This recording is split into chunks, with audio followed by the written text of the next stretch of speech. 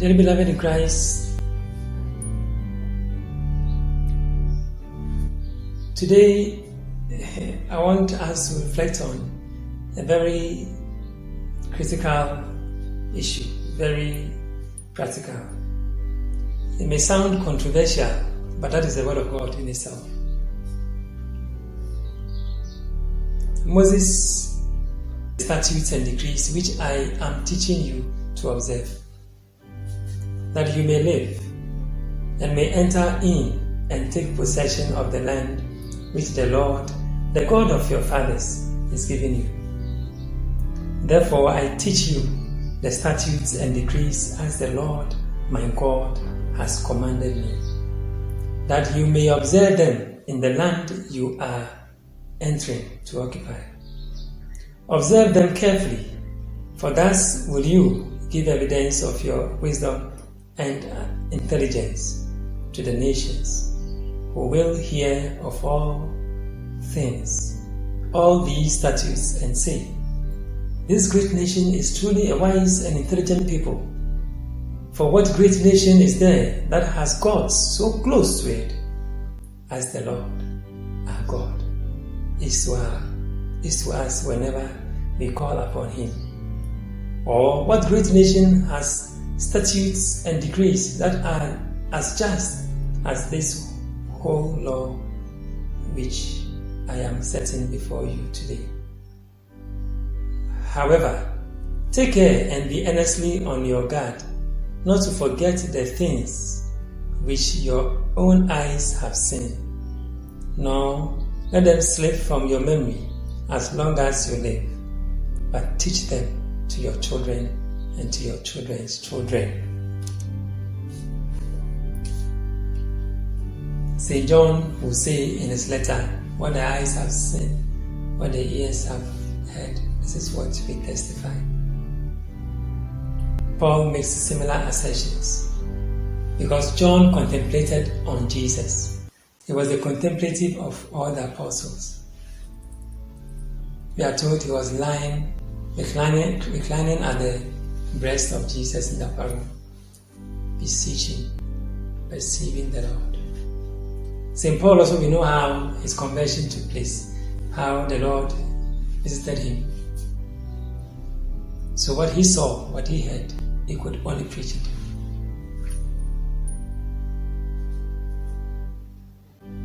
Since my conversion 25 years ago, pondering on the Word of God consistently, reading the whole Bible severally,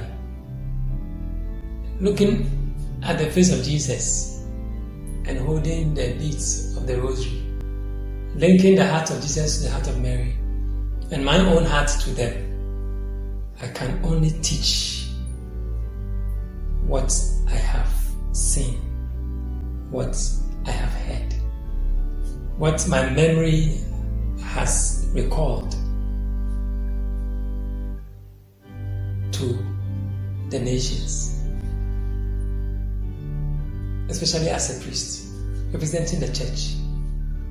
So Moses is telling his people, who are God's consecrated people, who are going to enter into a land promised them by God, and who are going to be special as lights to the others, that they should be careful to obey all that the Lord has said, so that they can indeed their friends, their neighbors. That naturally will draw those neighbors to the Lord. The danger is for us to behave like Solomon, whose wisdom attracted many women to him, but he lacked self-control, ended up having affairs with them, and that introduced idol worship in Israel.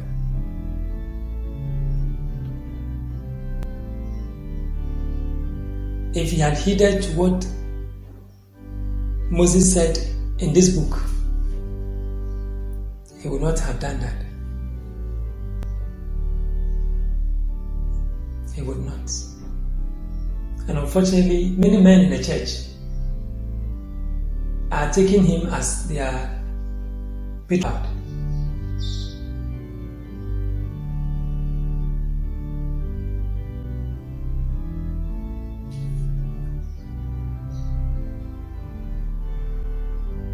God has given us wisdom and intelligence to help people know Him and go to heaven.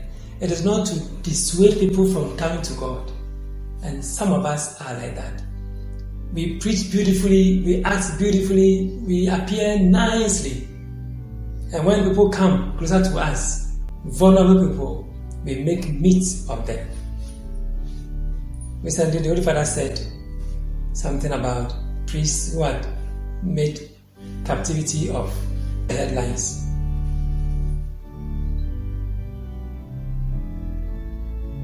Of course, we all know it is in the news, it is everywhere. 2017, 2018 was the bitterest moment in his reign as a pope. When at a conference, people came openly to say what had happened to them. The wisdom we had as priests. And you see, interestingly enough, before Trent, there was so much moral decadence.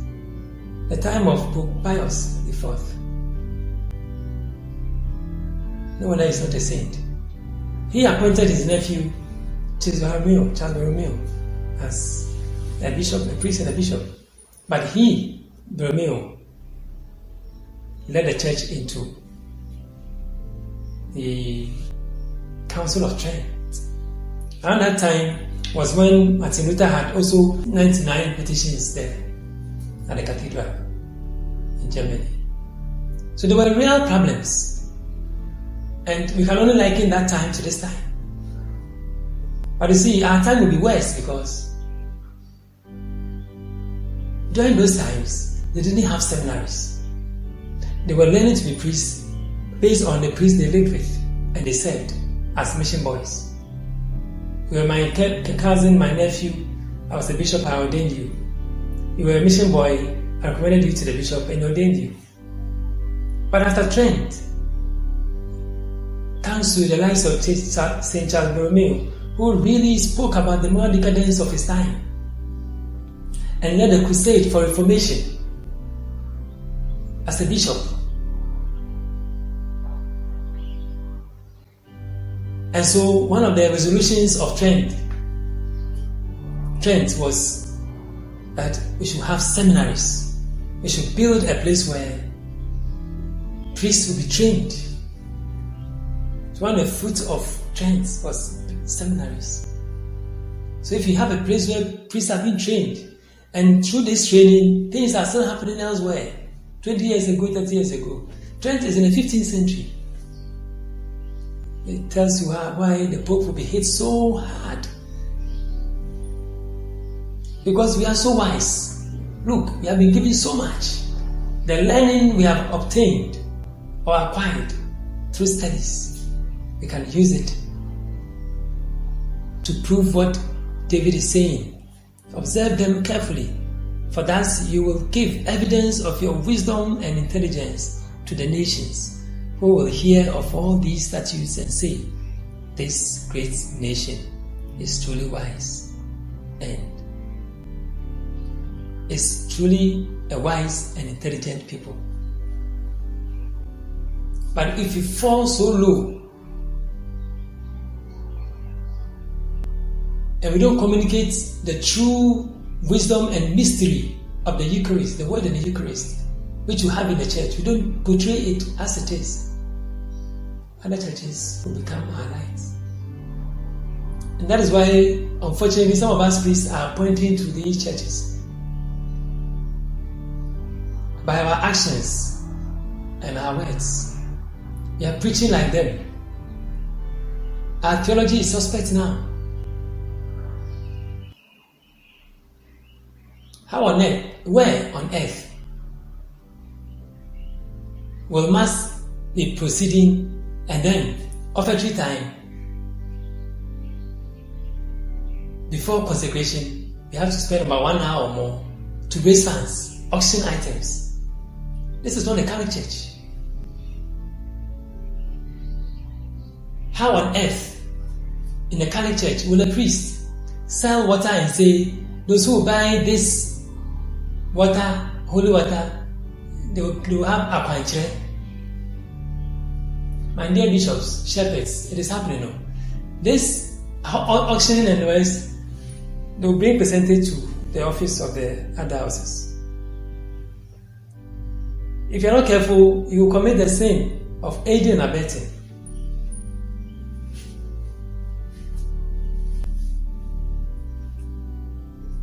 After going to school, scoring A's, first class, second class upper, in sociology and religion,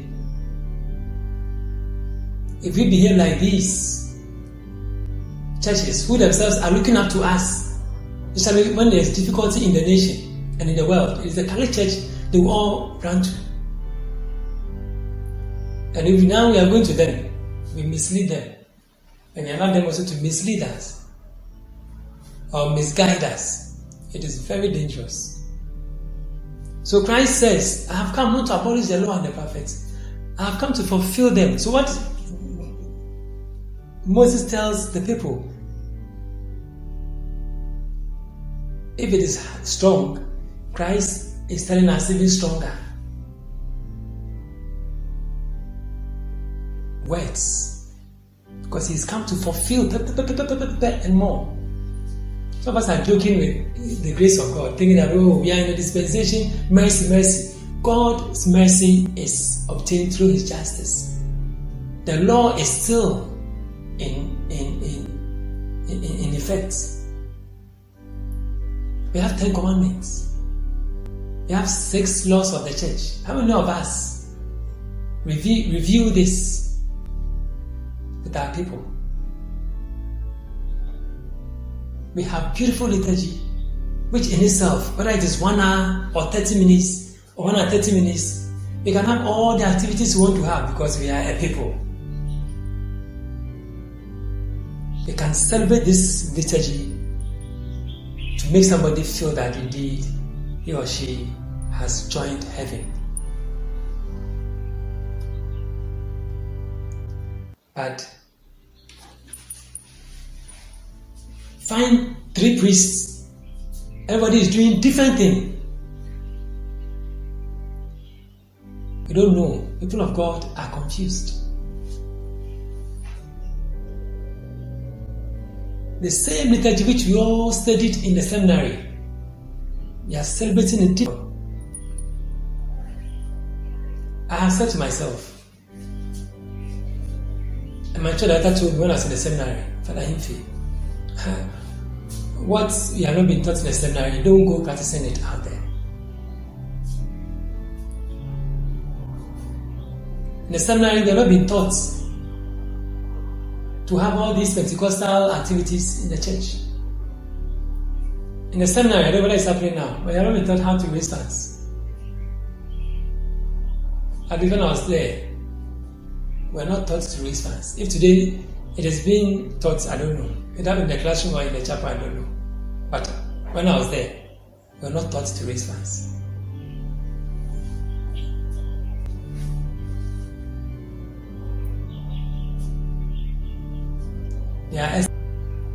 You will put away the word of God. You put away the rosary because your mind is on money. Love of money is the root of all the evils we are finding in our church and the world. So the world is looking up to us, the Catholic Church. People know our worth. Non-Catholics know our worth. This is not arguable. No. Non-Catholics know the worth of Catholic Church. They have met priests of old. One priest I will never forget is Father Martin Wells. I never met him personally, but my parents, and I've met many Catholics, they said the same things about him.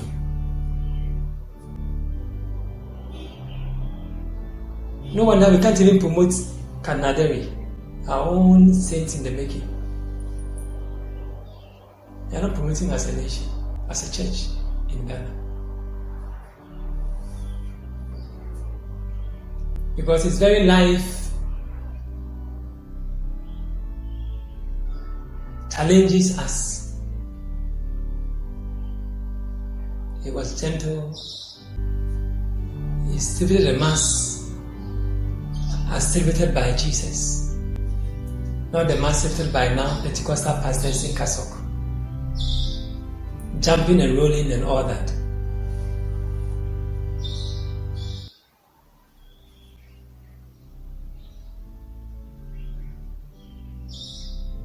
My dear lay people, let us try and read. Today we can't say we have to go to the seminar before.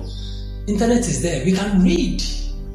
We can learn and teach our children. Because what they are seeing in the church, what you yourself are learning, yourselves are learning in the church, may not be what the church is teaching us. And know what is to say that the Catholic Church is not good. It is we the individuals who are interpreting the mind of the church, who are making it look as if it's not good. Because if we go elsewhere, others are doing the right thing. I pray that we will heed to the Lord's command through Moses, through Jesus, that we will not allow the word to pass away, but that we will do what the Lord has given us. The Roman missal is there. Everything has been spelled out, rubrics, everything is there. Instructions are there. Let's follow it. My mother priest, let's spend time this Lenten season. Let's sit and open the Roman Missal from beginning to the end, and we will see that we are only using a portion and leaving the whole. The laws are there for us to apply, and there will be brilliance in the church. People will come and join us, not because we are becoming crusades, but because our deeds. If they enter a church for wedding and they see Pentecostalism in the church during wedding, I don't see why they would like to join us. They do it better there. It is experience the solemnity of it. They may say that this is where I have to be. Peace and joy.